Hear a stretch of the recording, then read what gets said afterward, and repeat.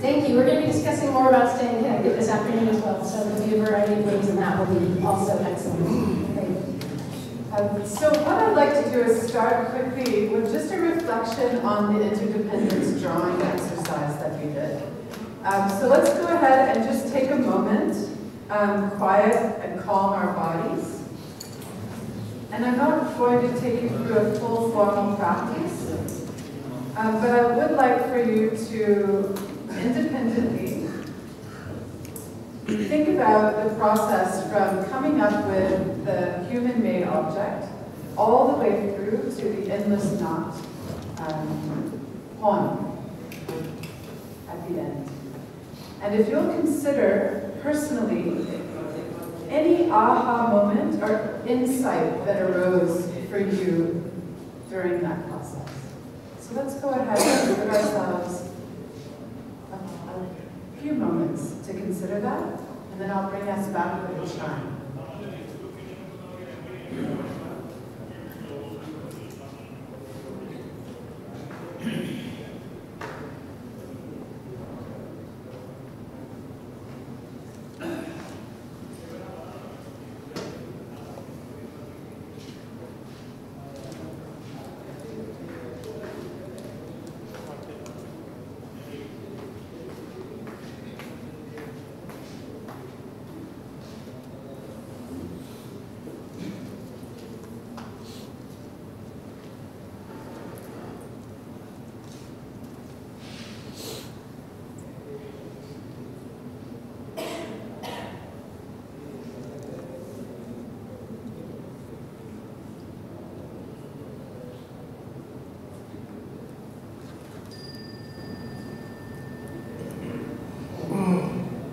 Who recalls the mindful dialogue process that we did on the first day?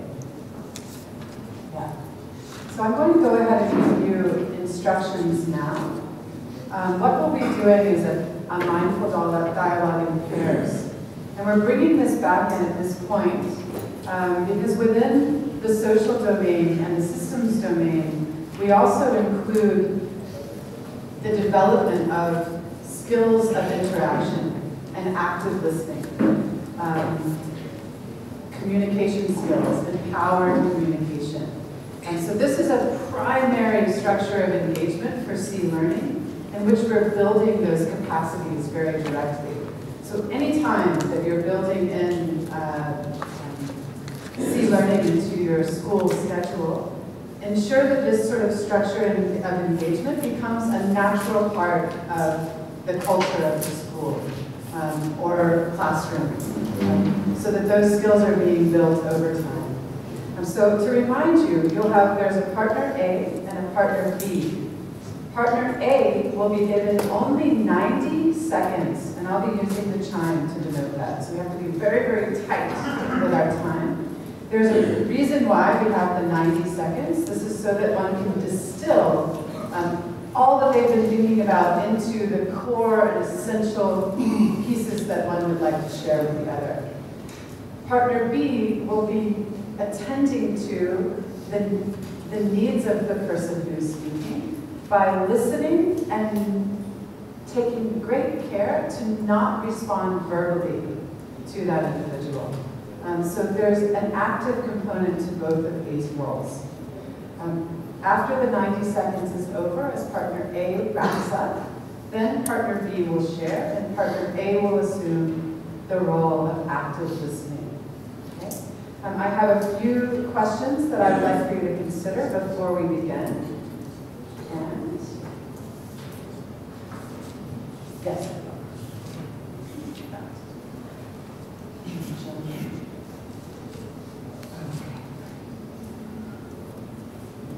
So these three questions are purely for your reflection right now.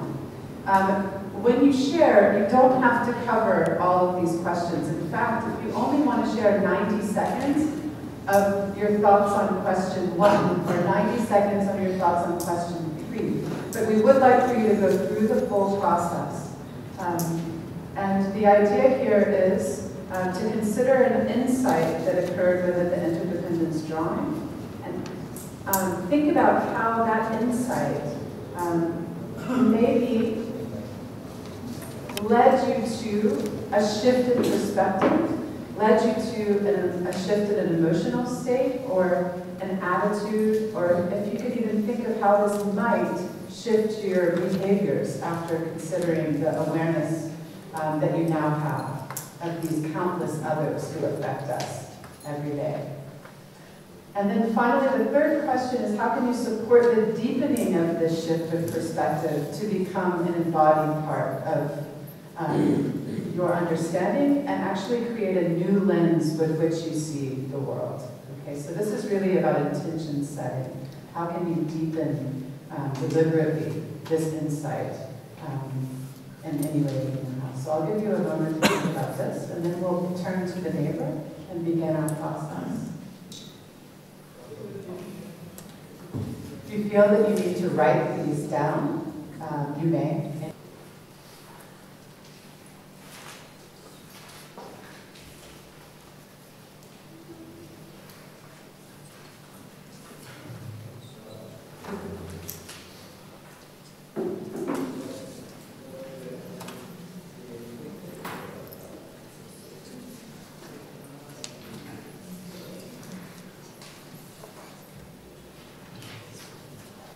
Okay, time is up. Are we ready for our 90 seconds? Has everyone identified a partner that you would like to work with? If we have an odd number, let us know. Let's take it.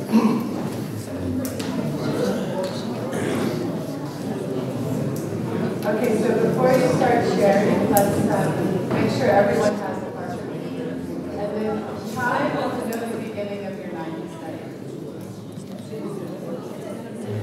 Does everyone have a partner? Anyone not have a partner? Okay. So let's go ahead and I will begin our 90 seconds of sharing. Remember, partner A is sharing, partner B is actively listening.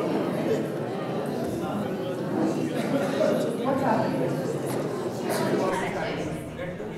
Oh, we can't share yet. No sharing yet. It's very structured.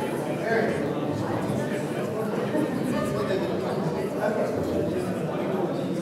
Okay, before you start, wait, pause, everyone. No one should be sharing yet. Just like my class, I love it. Like I'm at home. All right, are we ready? So the sharing actually should not start until the chime is heard, okay? Because then we know that we have 90 seconds. And we're really distilling all of that wisdom in only 90 seconds. All right, are we ready? We've still got people sharing back here. What happened, Joyce? You guys are sharing. Not yet. Are we ready? You're not in trouble. It's okay. Everyone has a partner, yes? Okay. Are we ready? Yes. 3, 2, 1, action.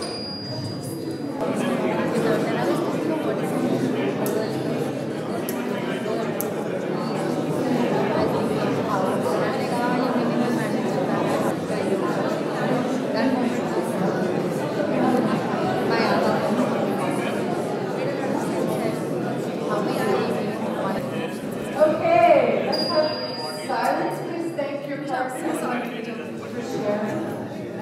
And now we're going to switch. So partner B will be sharing, and that will begin as soon as you hear the chime. Are we ready? 3, 2, 1, action.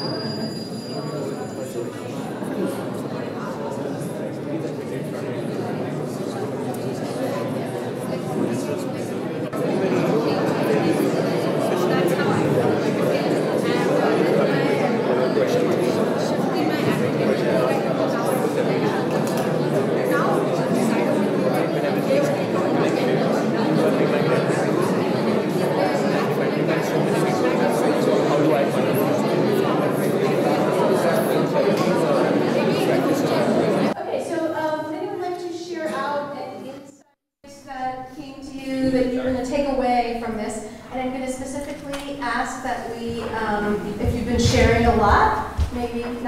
sharing out, but to provide some space to people who haven't been sharing as much. And then some people are not big on sharing in the whole group, and that's fine too, but we want to just provide space.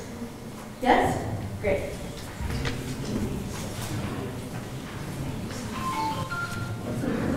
So I just wanted to share this because I and my roommate have been having this discussion a lot.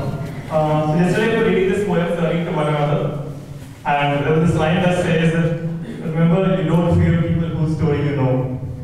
And the moment I read this, I had an aha moment, because on the 0th day of this program, I arrived at 11 o'clock at night, and he was my roommate, and the way he opened it, I was like afraid of looking at it. And then, in the morning, he was like meditating for 2 hours, and I was like, should I go and talk to him or not? And so it was like, you really don't see people so calm. Like, the way he used to talk, I was kind of, like I said, afraid, right?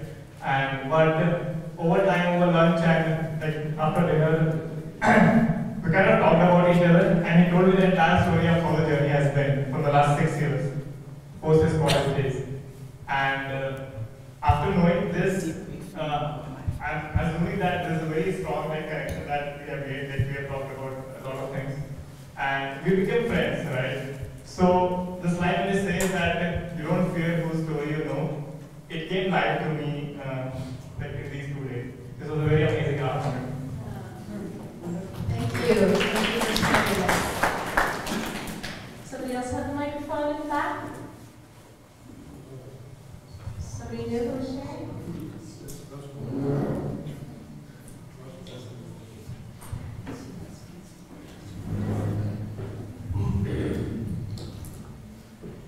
Well, this sea learning actually, on the day one it was very new for me, the sea learning concept, because I never attended before this kind of workshop.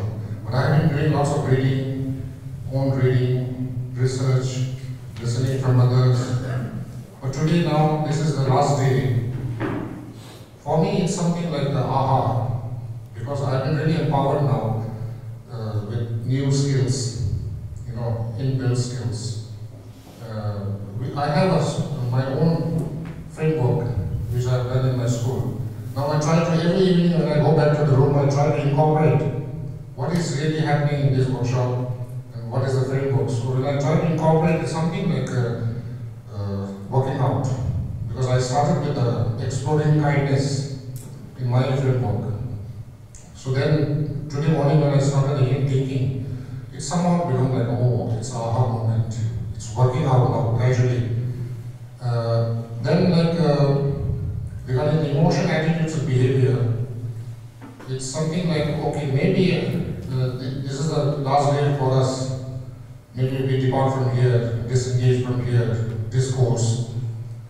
But I'm trying to get a network with all the experts and all these wonderful learned friends, scholars, so that we can keep touch and learn from each other. So I feel like this is not an end for me. It's like a beginning for me for this C workshop. Thank you. Yeah. Thank you for sharing that. Thank you very much. Do we have one more person to share out who's not shared as much with us over the past couple of days? Yes, right here. Thank you.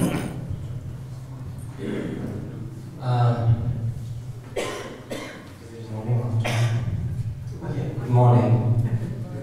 So it has been wonderful days for me.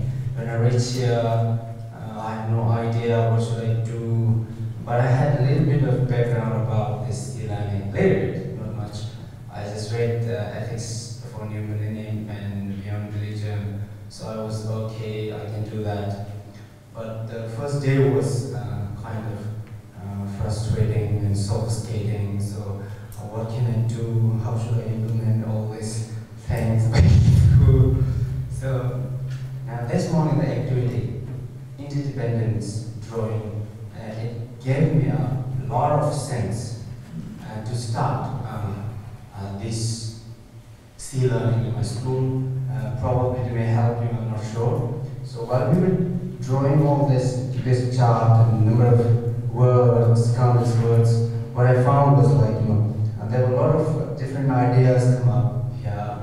So then I felt it's okay to have different ideas and to receive these ideas and if possible, take them and use them. And then finally we arrived at the conclusion of having this topic. Then we wrote different number of, then we wrote a number of words and everything. Certain Jenny came here. We were here to get this aha moment for you, a moment for me, and oh moment for Indians. Yet we are different number of ways, and yes, we are interconnected. That's what I felt. And then Jenny told here, what about grandfather? Then I got that sense so had to make a piece of cloth. So everybody is interconnected, whether you're a farmer, whether you're a businessman, whether you're a consumer, whatever you are, whether you're a worm, whether you're an insect, everybody contributes to making this.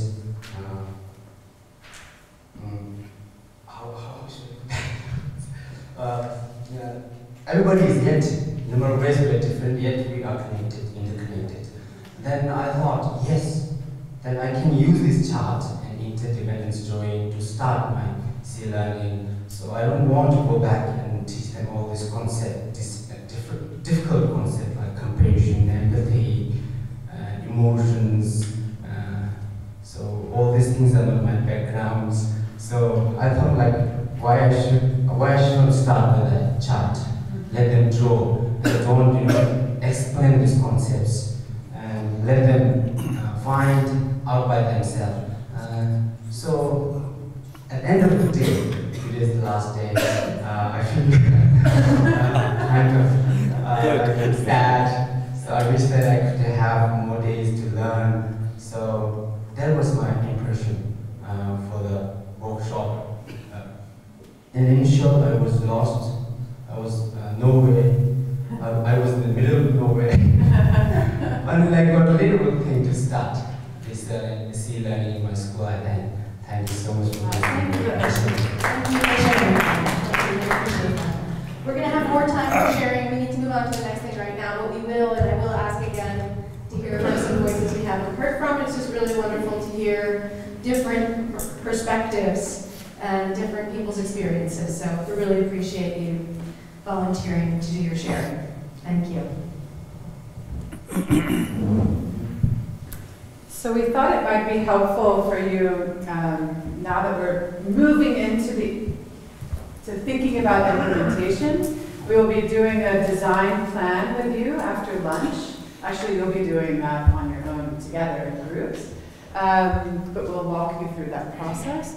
But I thought it might be helpful to share some of the work of students and make their learning visible, so that one might see how this work comes alive within the social domain. So you'll see many different examples of many different classes, but primarily I'm going to be focusing again on the work that I'm doing specifically with my students. I often find if it's from the personal perspective, it might translate more closely to your personal perspective. So hopefully that will be the case. But first of all, we'll start with this. This will be very clear. Another way to do the interdependence drawing, this is illuminated from behind, which could be done on a window, but upright versus at the table. So just things to consider as you're thinking about integrating. And it's on, this one actually is on the computer projected as well. This is one of our core team members, Lindy Sadabindemi. She's working with middle school students with the interdependence drawing. This is actually moving into, when Geshe-la was speaking this morning, he was talking about this, the engagement aspect of systems domain. And in this domain is when we design student-directed projects. So Tongmen is a profoundly wonderful example of what children can do when given the space and support to execute their ideas. And the idea here is not, of course, coming at the project from a product orientation, but rather a process-based approach, where we're really getting the ideas specifically and directly from the students.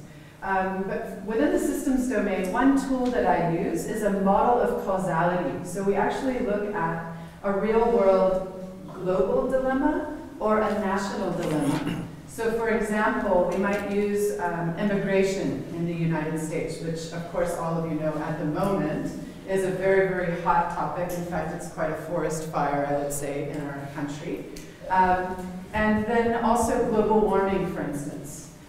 So we'll take a real-world dilemma and begin at the center with a statement. My nation or my world is affected by this dilemma.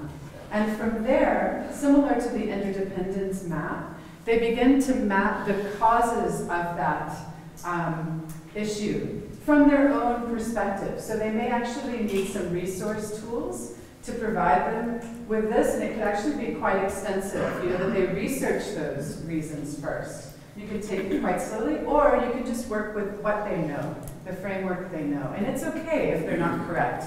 They don't know, you know, as 5, 6, 7-year-olds, middle schoolers, what all of those are, but that's okay. The idea here is, once they've come up with that, they start to consider what contributes to those contributing factors, and then they consider where are the leverage points. Where can I, as a middle school student, or a high school student, or a elementary, primary school student, actually affect change, right? So inevitably, education becomes something that's quite approachable, right? We can't go to the government office necessarily, but we may be able to go to our office at school and ask for assistance. Or we may be able to change the culture within the school itself and make that visible via a social media platform. So the kids come up with many, many different ideas of how they could actually approach one of these leverage points with action steps. So they consider what are the needs of the population that they might want to affect, and then approach it from the point of view of what are some steps that I could actually take today in order to affect change on that leverage point. Does leverage point translate? Do we need to translate that?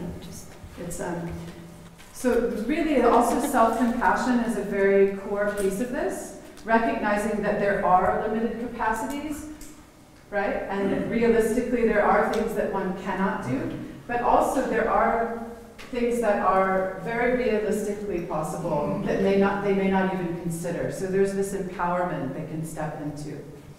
So for example, after considering leverage points to make an impact on the real world dilemmas, they start to design a personal project.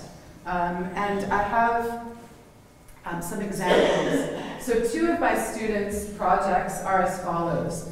I have 2 books that were created here by one of my students, and I'll let you all take a look at these. They're actually in Hindi, so you can read them better than I can read them. Some people can read them. Maybe if you don't mind. This student, Ashani, I think I mentioned to some of you, she comes back to India to visit family every summer holiday. And she was working with women of a domestic abuse center, and their children are also at the center. And she talks about her frustration with domestic abuse and what a huge problem that is globally, but that she had this first-person contact with a girl her own age who had been married and was now being protected within this community. And so she said, I can befriend her, right? That's one way, but what else can I do given my limited capacity? So she started to consider equity and gender equity, and that actually this friend of hers did not have any other option in her mind other than getting married at a very young age. So she decided, well, what can I do in order to shift perspective of very young children? And so she created 2 books. One is called The Little Fish, and it's a story of a young female fish with big dreams of swimming upstream from her village to the sea of Mumbai. And all of the people in the village were telling her, little fish, you can't do this, you know, and so it's an empowerment piece. She collaborated with an illustrator, and they've published now in Hindi, and they're working on the English version. Antonio the ant in Tiny the Toad tells the tale of a male and female relationship.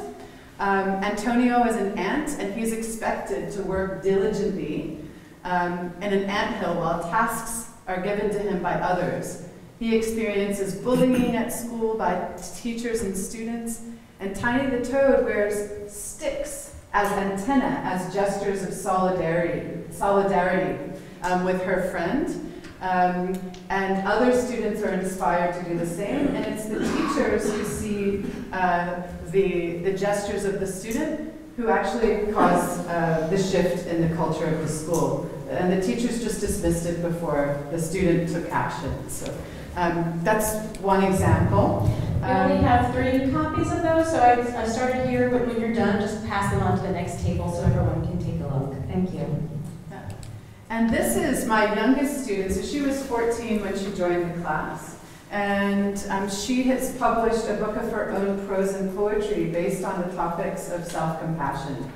So she talks about the class of ethical dilemmas and decision-making as the forum through which she was able to be very clear about how much pressure she put on herself in order to perform and to live up to expectations of self and other. She also understood life's inevitable ups and downs were very important for the fabric of life. She created this book after really reflecting deeply on the high, low, and resilient zones as being very much a part of her experience, and wanted to get across the idea that experiences that are very trying and complicated and complex lead to resilience in oneself. And so she really digs deeply into self-suffering, and is quite brave in her approach to bringing her own suffering into the public sphere so that others feel that they can accept their personal suffering as well, as an integral part of life. She also moves into the light at the end, so it's quite nice. And that book is coming around as well. It's available to purchase on Amazon, which is quite awesome. Yeah. So those are 2 examples of personal projects, but one of the ways that the students actually engage ethically within the school context is by sharing what they have learned with younger students. This is kind of difficult to see. Do you recognize what these students are doing here? Pushing against the wall. Where does that come from? Yes, grounding against an object. Do you recall the pushing on the wall in our Help Now strategies? Yes, so we have a school day called Experience the Arts Day, where all of the art studios go outside to work while other students come to see what they're doing. But the Ethical Dilemmas class very much wanted to participate, and they designed an entire plan of sharing their work with the entire school community, from the smallest students all the way up through the deans and the senior administration. They were actually leading an empathy continuum line with the deans of students who give them disciplinary action. And they could see from that experience where 2 different deans stood on the empathy line. One was much further on one side and one was much further on the other. And this was very empowering for all of the parties. But they designed also the mind jar, you will see, and a compliment board, and Just Like Me explorations. And finally, this is an example with my newest class. They've just now designed curriculum for younger students.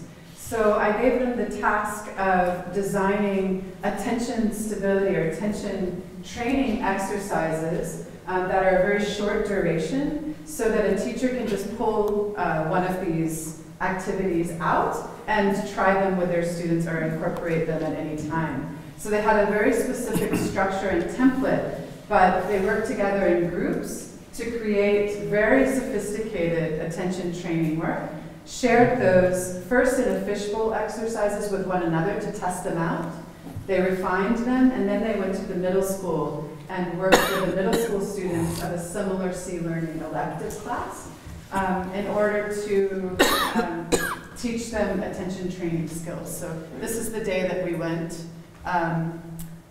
Similar to the Marvel, they were working with raw eggs. They really wanted them to be raw, so the stakes were high. Yes. And the blindfolds were part of that process. And this is a meditation that was looking at the difference between keeping the eyes open and keeping the eyes closed, and comparing and contrasting the quality of the experience to build personal understanding of when one is still lax and in equanimity in the practice. So these middle school students plan to do the same for the lower school, the primary school. So they'll go in with our high school students as mentors to help guide the work into the lower school and offer those.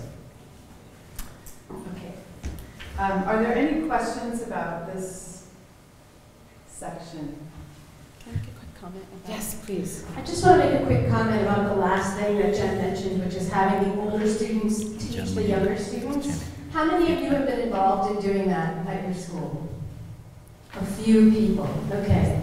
Tim, from my perspective, having worked with hundreds of different schools doing social emotional learning, it's one of the most effective things that you can do with your students. And there's a few reasons for that. One is that students who know that they're going to be teaching other students engage in the material in a different way, and they are often very enthusiastic and happy and glad to be taking on that role of a teacher, you know, to then share this information that's been meaningful to them with the younger students. And also, we researched peer training, and younger students, as you know, they'll respond quite well to the older students, seeing them as their peers in a way because they're both students, but yet the older ones who they might look up to or admire in some way. And so that makes the little kids very excited about it. It also helps build relationships within your school between the younger students and the older students in a way that's explicitly positive, a positive experience for them, sharing this wonderful knowledge and doing, you know, fun activities. And so the way that they can help you build community, a community of caring, a community of compassion within your school building, whatever ages you have there, can really be quite a special thing. And then later on, it can lead to you doing whole school activities because now the information and the knowledge and the insights are shared at their various developmental levels across the grade levels with children. And that can really lead to more of a whole school activity of celebration and, you know, around these practices of attention and compassion. So it's a very, very powerful thing to do, and I recommend that you consider it if you're not already doing that at your school, because we just see wonderful outcomes from that.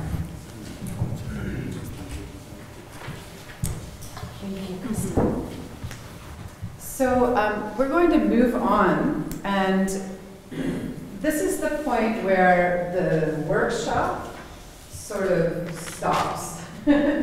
And you thinking about implementation begins. And in order to do that, we find it really helpful to bring in a very personal connection.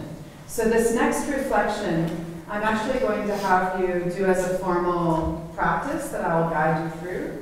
But this is not a contemplative practice that's part of, you know, the curriculum. It's only for you in preparing yourselves to move into this next phase of thinking about how to bring C learning into your specific classroom or into your specific context, or how you might even support teachers if you're an administrator in doing that.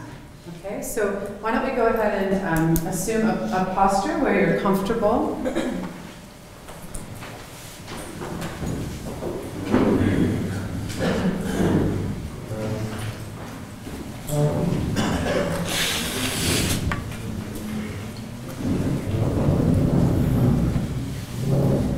So I invite you first to take a moment to settle in and adjust your posture so you're upright, as Geshe-la mentioned with his mala yesterday.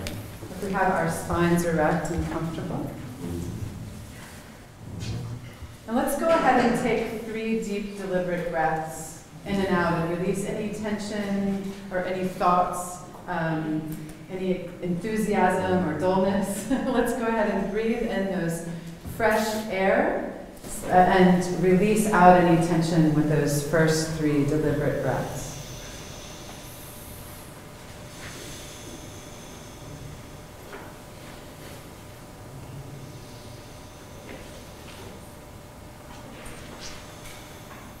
Now let's check in with our bodies, beginning with our feet touching the floor.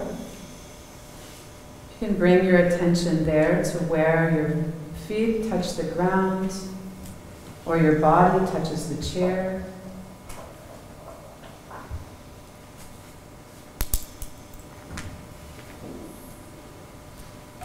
And take note in detail of the sensations of that contact.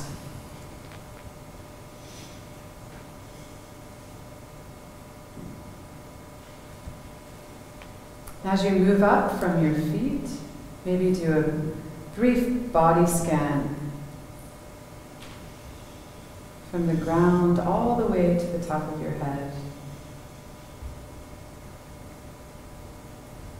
And then settle into a place where you feel your breath entering into your nostrils, exiting out of your nostrils. Find your breath. It may be in the rise and fall of your belly, or in your chest.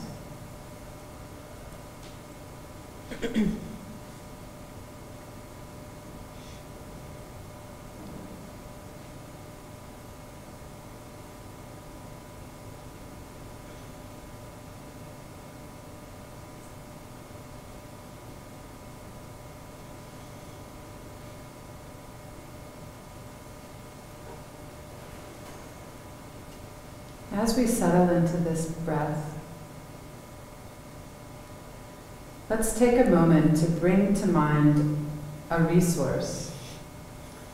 Perhaps this is one that you've been working with over the course of the workshop, or another person, place, thing that when you bring it to mind gives you a sense of feeling at ease and in support.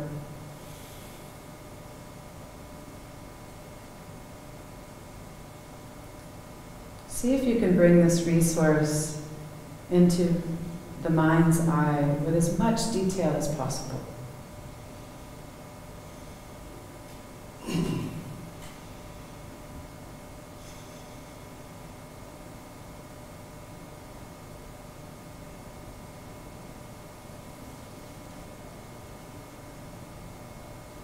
From this place of feeling supported, note any sensations that may be in the body.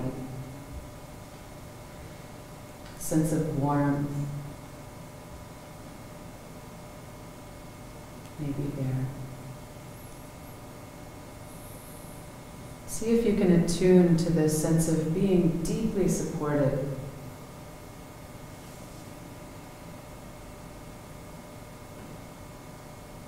We can use this sense of support as we bring to mind a child who you work with. So there may be a child that comes to mind immediately, or you may have to wait for a child to come to mind. This might be a child that you may have worked with in the past year or so, or a child who is close to you and your family, or a child who you worked with years ago, one that you feel a warm connection to. But maybe a child who also challenged you.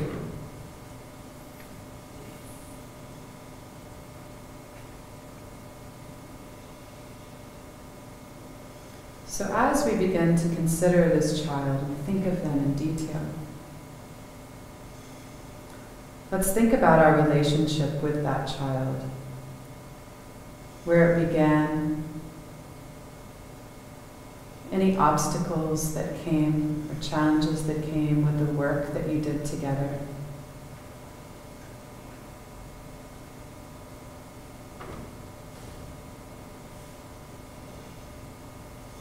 Of course, you did everything you could to reach an understanding with this child. As you consider this child, think of a moment in your experience with them where you saw some breakthrough or some growth, a shift in them, a shift in you. This may be a small shift, a moment, or a little change that gave you confidence in that child and in yourself. It may have been a long, slow process. But think of this shift as you were able to make progress together. You're able to learn together and even thrive together.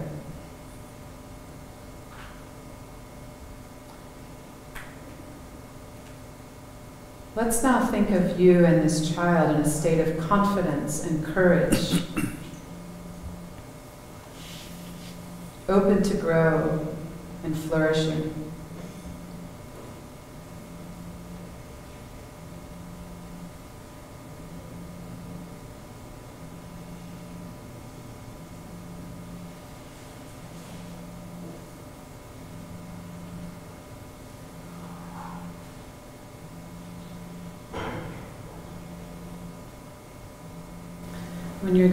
When you're ready, you may go ahead and bring your attention back to the group.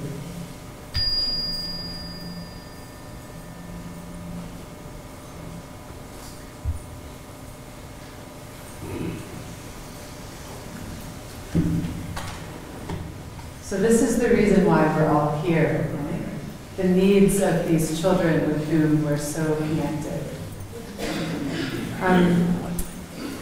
As we consider the role of the teacher in this work, one thing that I invite for you to think about and consider is what you do with your body, your words, and your actions that help instill compassion in your relationship, not only with each child, but as the group as a whole. So this is the self-inquiry that we hope you take with you. It's wherever you are in your stance or your culture of establishing a caring and compassionate classroom, which I imagine many of you are already very much oriented in that way. But the self-inquiry is just checking in. What can I do today as they're entering into the classroom to share that I see them, that they're heard, that they're supported? What can I do with my body and with my words to align to our intention, to create that space for them and for us together? I have a quote that we'd like to end with. I've come to a frightening conclusion that I am the decisive element in the classroom. It's my personal approach that creates the climate. It's my daily mood that makes the weather. As a teacher, I possess a tremendous power to make a child's life miserable or joyous. I can be a tool of torture or an instrument of inspiration. I can humiliate or heal. In all situations, it is my response that decides whether a crisis will be escalated or de-escalated, and a child humanized or dehumanized.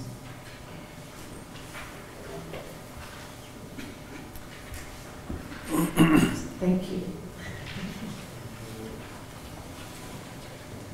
Sure.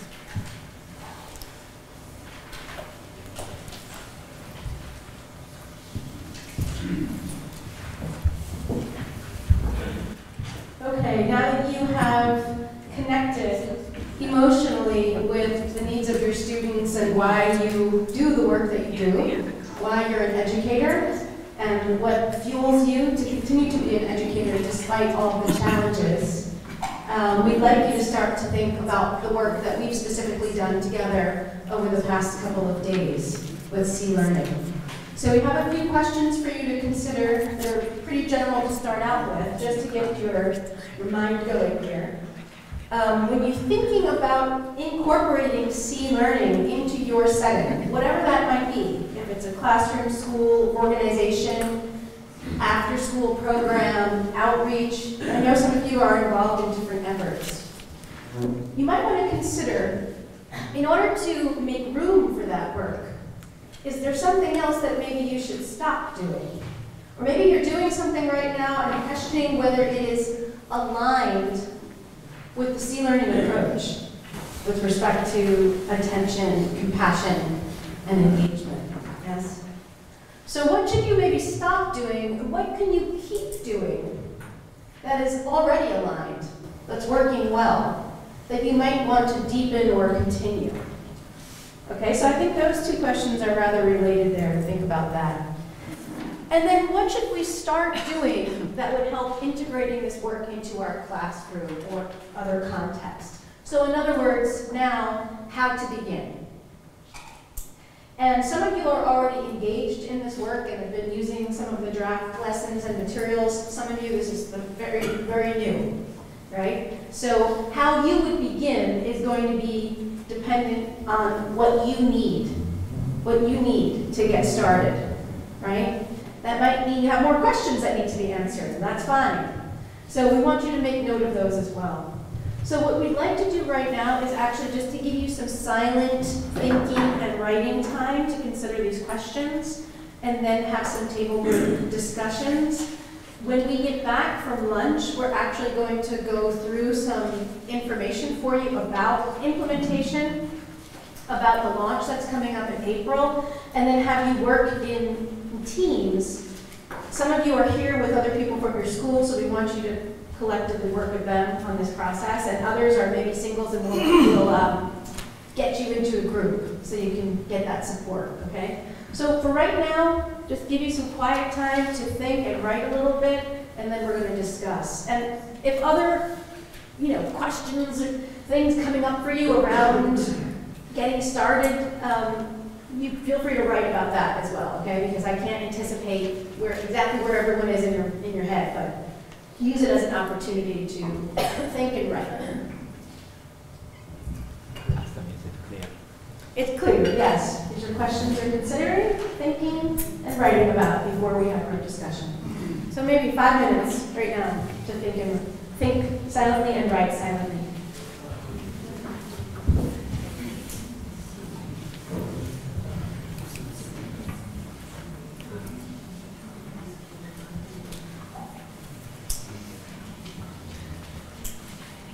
I wonder if this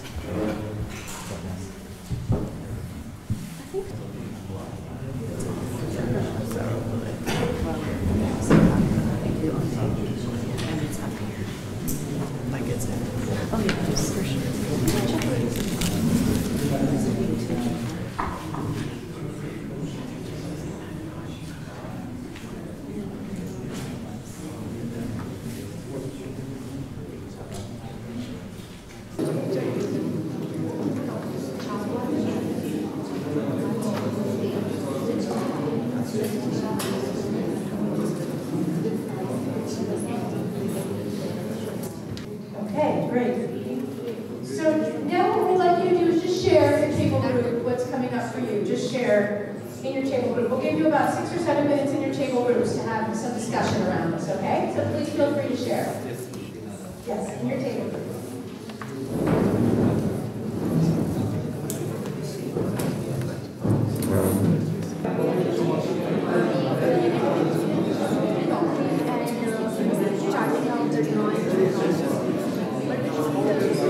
Okay, how are your discussions going? Good? Does anyone have any big questions that came up that you want to make sure we help you answer after lunch? Any big questions about anything? Yes.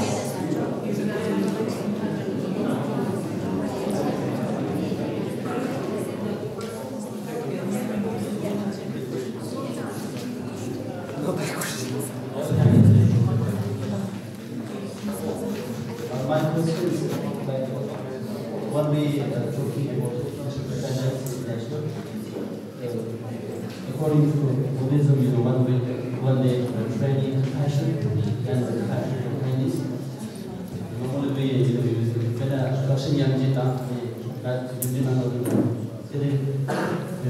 Dakshin Yangji exchange except for others and other ones. You didn't know but I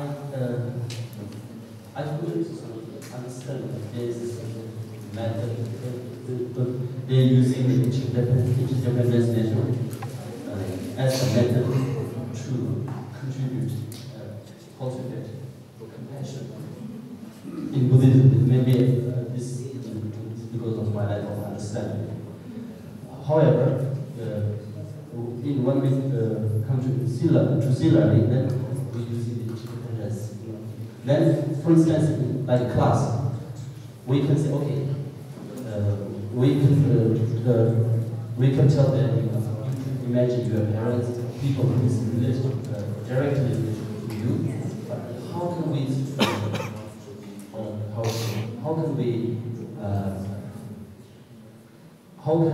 sort of make related to another, like this pencil? How can we contribute? How can we cultivate passion?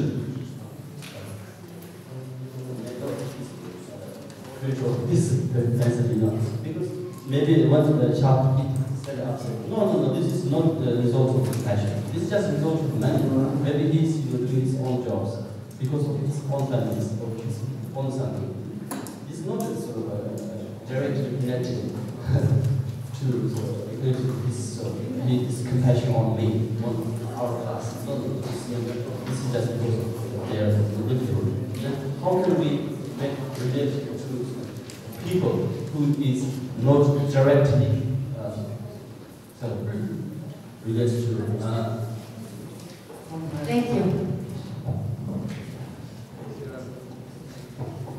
Just one part, yeah, this is a very good question, but when we remember the kindness of others, not only human beings or sentient beings, even furniture, things like when we remember their kindness and so forth, we are not saying whether that pencil was intentionally made for you or not. We are thinking primarily from the point of view that you are benefited. You are getting the benefit, therefore you should be kind. You should be grateful. Like the Holy Scriptures, or the image of the Buddha. The image of the Buddha and the Holy Scriptures don't have the intention to benefit you. But because you get benefit, therefore you are respectable. Remember their kindness. So something. Yeah, that's exactly what the intention here is. And I think, there is something about gratitude.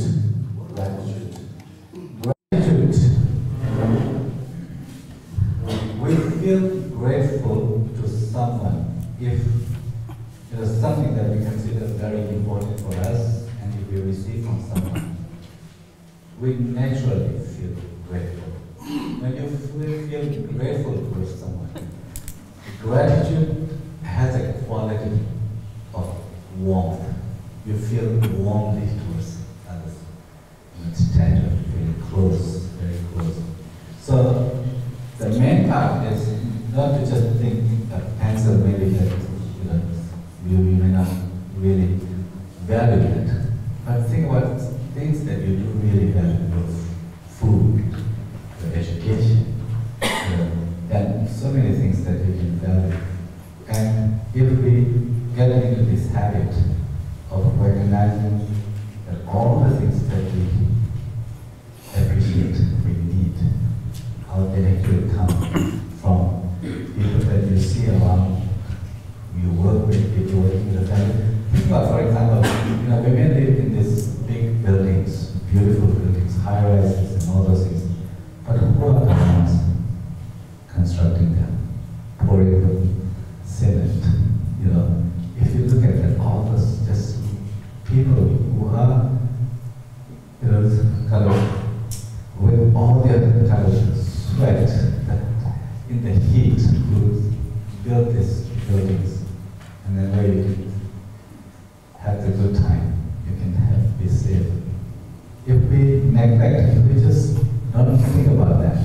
we will not have any warm feeling towards those poor people. But if we are open to what we receive from them, it's in our biology to feel grateful, to feel tender. And that's what we need. When you feel tender, close, warm towards someone, they become important to you. Their interests are important. Their happiness is, their health is important. Their life is important. And this is one thing that I just shared without taking much time. This is in our biology, in our body, it's innate, it's natural for us to feel kind. Even the apes, monkeys, feel that. One of my colleagues that I was mentioning yesterday is Franz Losel. He is a primatologist, 40-some years of experience.